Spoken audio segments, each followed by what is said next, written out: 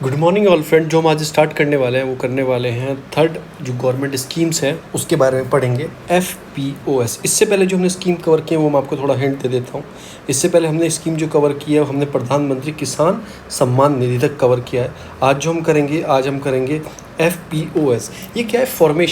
Formation and promotion. क्या करना है? 10,000 कितने 10,000 नियर अबाउट फार्मर आपका प्रोड्यूसर ऑर्गेनाइजेशन। एक तरह से कुछ नहीं है, एक तरह से ऑर्गेनाइजेशन बनानी है, फार्मर प्रोड्यूसर ऑर्गेनाइजेशन बनानी है इसके अंदर। ठीक है, तो ऑर्गेनाइजेशन बनाने जिस टाइप के कोऑपरेटिव्स होते हैं इस टाइप की उन्होंने क्या करना है, उन्होंने फार्मर ऑर्गेनाइजेशंस डेवलप करनी है। कहाँ पे? 10,000। उससे क्या फ़ायदा होगा? क्योंकि इंडिया में देखो जो फार्मर्स हैं वो मार्जिनल फार्मर है। ऐसा बोला जाता है अकॉर्डिंग टू गवर्नमेंट डाटा 80% जो इंडिया के फार्मर्स हैं वो स्मॉल एंड मार्जिनल फार्मर है। कैसे? स्मॉल और मार्जिनल फार्मर है। तो उससे क्या है कि less than 2 hectare of land, जो डेफिनेशन है स्मॉल एंड मार्जिनल फार्मर की वो ये है कि less than 2 hectare land, less than 2 hectare land है उनके पास। तो इससे क्यों ऐसा है? क्योंकि फ्रेगमेंटेशन ऑफ लैंडेड हो गया। कैसे कि एक पिताजी थे, 4 बच्चे हैं उसके, तो चारों में चली गई है। जैसे 100 बीघे ज़मीन थी तो 4 में 25-25, उसके 2 बच्चों के तो 12-12। तो स्मॉल एंड मार्जिनल तो ऑटोमेटिक हो जाएंगे, फ्रेगमेंटेशन ऑफ लैंड। तो गवर्नमेंट क्या चाहती है कि ऐसी ऑर्गेनाइजेशन, जैसे एक गाँव है, छोटा सा गाँव है एक, तो गाँव में जैसे 100 फार्मर है, तो गवर्नमेंट चाहती है 20-20, ऐसे एक एग्जाम्पल दे रहा हूँ मैं आपको, कि 20-20 लोग जुड़ जाए।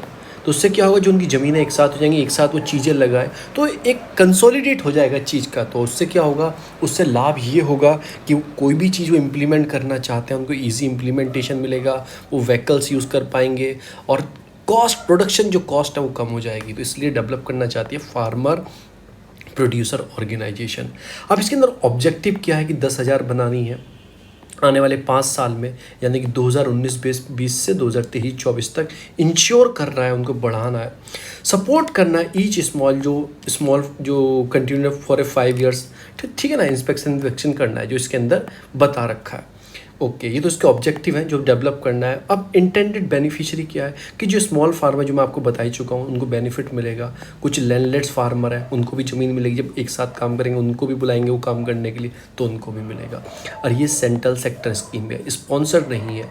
अब आपको डिफरेंस देखना है, इसी प्ले लिस्ट के सबसे ऊपर मैंने इसी पे वीडियो बनाई थी कि सेक्टर और स्पॉन्सर स्कीम क्या होती है, उसके ऊपर ही बनाई थी। अब जिस पे स्टार मार्क है वो सेंट्रल सेक्टर स्कीम है, आगे हैश आएगा वो स्पॉन्सर है। तो ये क्या इंक्लूड करेगा? फार्मर प्रोड्यूसर कंपनीज जो होंगी registered under the company act. अब ये ऑर्गेनाइजेशन होंगी, इन्हें कंपनी चाहिए ना अपना सामान बेचने के लिए, तो फार्मर प्रोड्यूसर जो कंपनी होती है उनसे उनको कनेक्टेड कर दिया जाएगा, जो कंपनी एक्ट के अंदर रिकॉर्ड रजिस्टर्ड है। 2013 एक्ट है, company act 2013। Farmer corporation registered under the cooperative society act के अंदर रजिस्टर्ड होंगे स्टेट गवर्नमेंट के अंदर। इंप्लीमेंट एजेंसी कौन होगी? सारा काम तो आप कर रहे हो, अब इसे करेगा कौन? तो इसमें बहुत सारी चीज़ों को मिलाया गया है, जैसे SFAC होंगे, नेशनल कोऑपरेटिव डेवलपमेंट आपका कॉर्पोरेशन होगा, ये मैंने फर्स्ट वीडियो में बताया क्या होता है। नाबार्ड होगा जो बैंक होता है, NEFT होगा, आपके बाद नीरामैक होगा, तमिलनाडु की SAPF होगा, वाटर डेवलपमेंट डिपार्टमेंट होंगे कर्नाटक के, अलग अलग शहरों के, बहुत सारी चीज़ें होंगी, ये आपको याद नहीं रखना है। बस याद रखना है कि rural development, ministry of rural development इस चीज़ को ध्यान रखेगी। पर स्कीम ये किस चीज़ की? एग्रीकल्चर से रिलेटेड है, वो भी अंदर। तो 2 मिनिस्ट्री एक साथ से कोलैबोरेट करेंगे, और भी मिनिस्ट्री करेंगे, ये आपको याद नहीं रखना क्योंकि बहुत सारी चीज़ें हैं। आईए जो होंगे विल बी सेटअप एक cluster basis business organisation setup करेंगे, स्टेट एंड क्लस्टर बेसिस पे ऑर्गेनाइजेशन बनाएंगे, कंसिस्ट करेंगे स्पेशलिस्ट जो हैं जो सर्व कर पाएँ, उनको नॉलेज देंगे। आप FPO तो बना रहे हो आप, ठीक है ना, पर उनको नॉलेज कैसे दोगे? कैसे आपको एक साथ संगठन मिलकर काम करना है, तो एंड टू एंड नॉलेज करने के लिए डिफरेंट क्लस्टर एक तरह से कैंप वैम्प लगाए जाएंगे। अब आती है इसमें NEFT कैसे काम करेगा, इस पे ये क्या काम करेगा? Would be form specialise FPOs which would necessary, एक फॉरवर्ड लिंक करेंगे मार्केट के साथ कि कैसे नेफेट का काम है वो यही है कि मतलब एक्सपोर्ट करना, इंपोर्ट करना, मार्केटिंग में चीज़ पहुंचानी। तो ये क्या है कि जो ये प्रोड्यूस करेंगे और मार्केट उन्हें चाहिए तो ये नेफेट उनको हेल्प करेगा। तो इसमें यही है कि वैल्यू चेन लिंकेज करेंगे, FAO को फॉर्म बाय अदर, तो ये सब चीज़ को एक साथ कनेक्टिंग करेंगे। जैसे कुछ ऑर्गेनाइजेशन है, हनी की ऑर्गेनाइजेशन, जैसे हनी जो लगाते हैं वो लोग जुड़ के उन्होंने ऑर्गेनाइजेशन बनाई है। तो FPO ने क्या किया, करंट ईयर उत्तर प्रदेश में, मध्य प्रदेश में, राजस्थान ने उनको एक तरह से मार्केट प्रोवाइड करा है हर चीज़ों को कराने के लिए।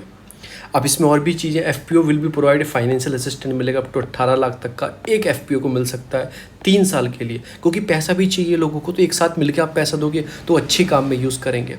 और भी चीज़ क्या है कि matching equity grant up to 2000 पर farmer member of FPO with limited of 15 lakh, ये सब चीज़ें, credit guarantee facility up to 2 crore project loan on the FPO. अगर वो कोई प्रोजेक्ट लगाना चाहते हैं, कोई कोऑपरेटिव सोसाइटी बनाना चाहते हैं गांव के अंदर, कोई मिल्क का प्लांट लगाना चाहते हैं, तो गवर्नमेंट उनको 2 करोड़ तक का ऑर्गेनाइजेशन को, सिंगल को नहीं, एफपीओ की जो ऑर्गेनाइजेशन है ना, सबको एक साथ मिलकर 2 करोड़ तक का लोन प्रोवाइड कर सकती है गवर्नमेंट उनको।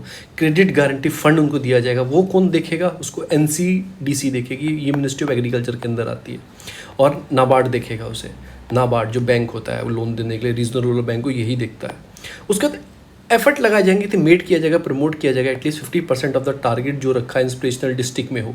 कुछ इंस्पिरेशनल डिस्ट्रिक्ट है हमारे यहाँ जो गरीबों में गरीब डिस्ट्रिक्ट, ये टारगेट रखा गया। उन जो एफपीओ 15% जो टोटल एफपीओ डेवलप करेंगे, 10,000 डेवलप करेंगे, इसका 15% इन सिटी से आए, एटलीस्ट 1 एफपीओ ईच ब्लॉक में हो इन डिस्ट्रिक्ट के। तो ऐसा कुछ टारगेट रखा गया है। इनिशियली क्या रखा है कि minimum number of FPO will be 300 in the plain area and 100 in the जो मेंबर होते हैं एफपीओ के अंदर। देखो मैंने बोला ना कुछ संगठन होंगे, इसमें मैंने ऊपर 20 बताया था, तो मिनिमम प्लेन एरिया में 300 लोग जुड़े होने चाहिए मिनिमम। तो 300 लोग का समूह को आप बोल सकते हो एफपीओ। ये तो हो गया आपका प्लेन एरिया में। जो हिल एरियाज होते हैं उसमें 100 लोग की रिक्वायरमेंट है, तो एफपीओ आप रजिस्टर्ड जाके करा सकते हो। और आपको प्रमोट करना है 1 डिस्ट्रिक्ट 1 प्रोडक्ट। और अगर आप एफपीओ बना रहे हो तो आपको कुछ चीज़ ऐसी बनानी है कि आपकी डिस्ट्रिक्ट उससे नाम हो उस चीज़ से। तो आपको 1 डिस्ट्रिक्ट 1 प्रोडक्ट, ये स्कीम जो थी ना, ये यूपी गवर्नमेंट की थी, आप चेक करना। बाद में इसको नेशनल भी इम्प्लीमेंट करने लगा है। National project of management agency जो है पीएमए क्या है, वो एंगेज रहेगा, जो प्रोवाइडिंग करेगा, ओवरऑल प्रोजेक्ट गाइडेंस करेगा, कोऑर्डिनेट करेगा, आपको बहुत सारी चीज़ करेगा रिलेटेड टू एफपीओ, मेंटेनेंस करेगा एमआईएस का, मैनेजमेंट इंफॉर्मेशन सेंटर, और मॉनिटरिंग पर्पस के लिए। तो ये तो ये स्कीम थी, ये एफपीओ के बारे में थी। एक एक स्कीम एक एक वीडियो में रखेंगे, 10 से 5 मिनट की वीडियो होनी चाहिए। ओके, आप इससे रिलेटेड मैं सोच रहा हूँ, जैसे मैंने आपको ऑर्गेनाइजेशन पढ़ाई से रिलेटेड कुछ क्वेश्चन भी बनाऊँ और आपको 1-2 क्वेश्चन बताता रहूँ। Thank you so much. Like करें प्लीज़, शेयर करें, सब्सक्राइब करें। अगर आपको ग्रुप ज्वाइन करना है टेलीग्राम का, तो नीचे उसमें लिंक है डिस्क्रिप्शन बॉक्स में। डेली बेसिस पे आंसर राइटिंग या फिर हाईलाइट हिंदू की पीडीएफ, क्या क्या आर्टिकल इंपॉर्टेंट है वो मैं उस पर डालता रहता हूँ। फिर जो हिंदू के अंदर जो नोट्स आए हैं वो डालता रहता हूँ डेली बेसिस पे। आप सब्सक्राइब कर सकते हैं, ज्वाइन कर सकते हैं, डिस्क्रिप्शन बॉक्स में ग्रुप का लिंक है। Thank you so much. Like करें, सब्सक्राइब करें, शेयर करें। Thank you.